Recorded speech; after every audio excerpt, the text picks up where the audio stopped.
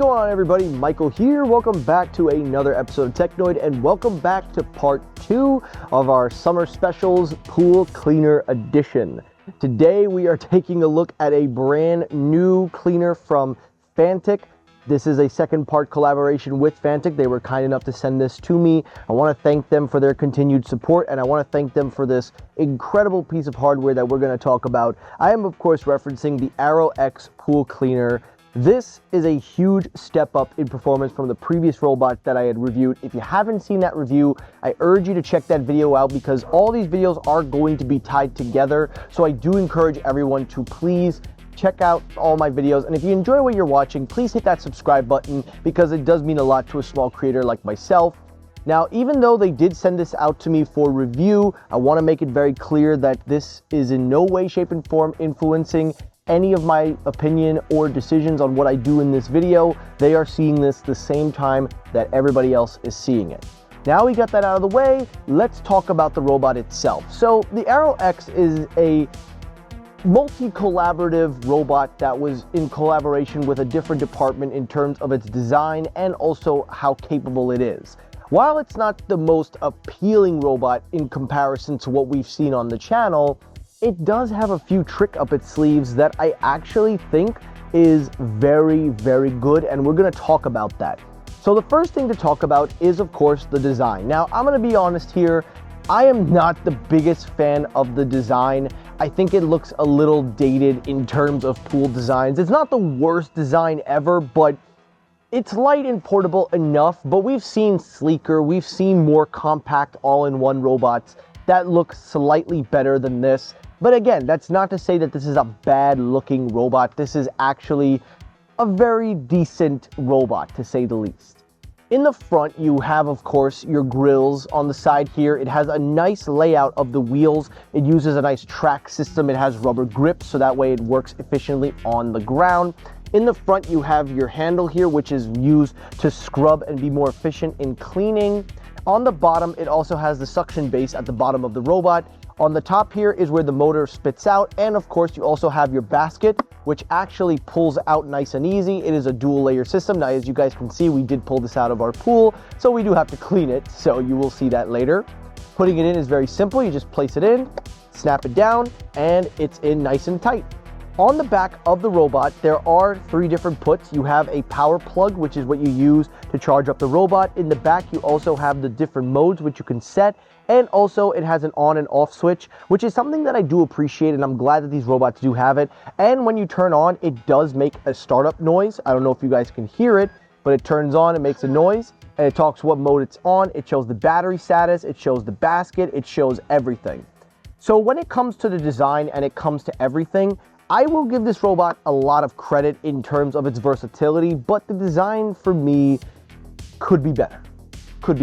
All right, let's get down to the specs of the robot. Now, the robot is capable of cleaning up to 5,000 square footage of a pool as its maximum. It does have a 6-hour battery life on the robot. In terms of the brush is 15.7 inches, so it has a nice coverage when you're there in the pool.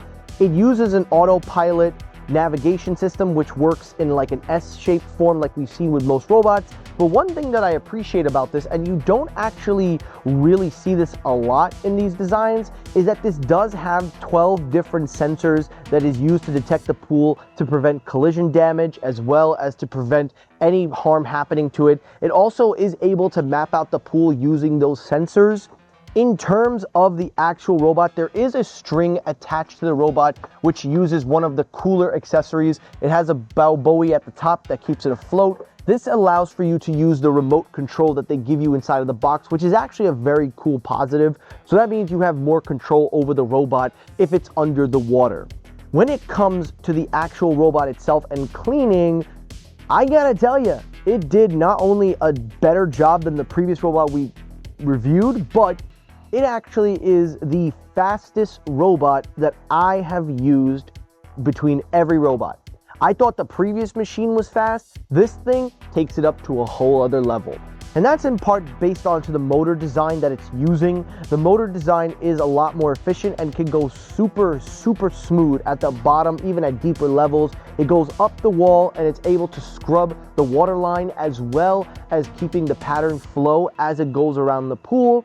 So it is very efficient. It does a phenomenal job of not only scrubbing and cleaning, but also pulling and vacuuming up whatever contaminants are at the bottom of the pool.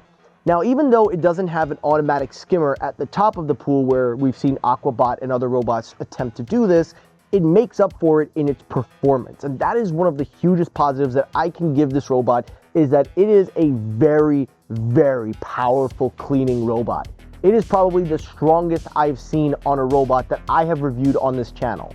Cleaning the robot is very simple. You just pull out the basket, wipe out any of the contaminants inside of the basket, and also any debris that's inside of the robot itself. You put the basket in, and then you charge it.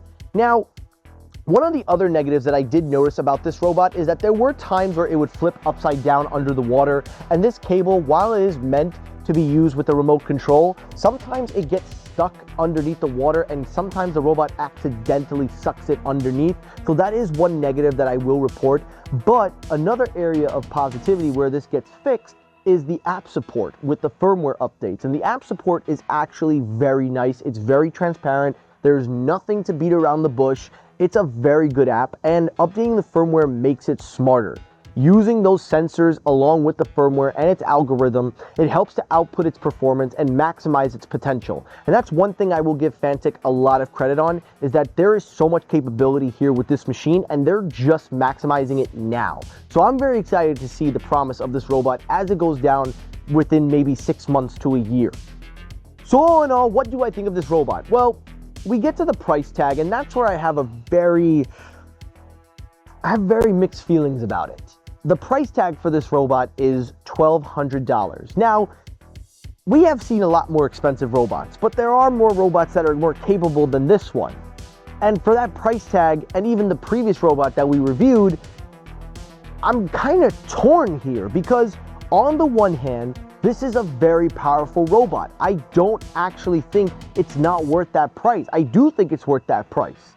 But we have seen robots perform at less and even do a slightly better job at that price point. So it really is tough, but I will say, I do think there is a lot of potential here, and I do think that there is some argument to be made about this robot for its price tag. If it was to be discounted at around $900, even $800, then I could absolutely say yes. But $1,000 and above, it's hard for me to firmly say if this is your only choice. But as I mentioned before, the potential, its motor power, its scrubbing abilities, it does justify itself in some of those areas.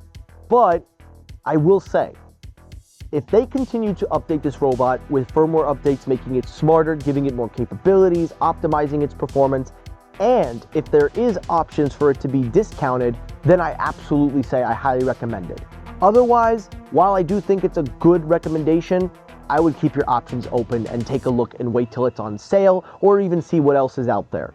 But I do appreciate Fanttik for giving this over to the channel, and again, this is a very good machine. I can't sit here and bash it, but for $1,200, there needs to be some improvement, and I think they will address it. And we'll see.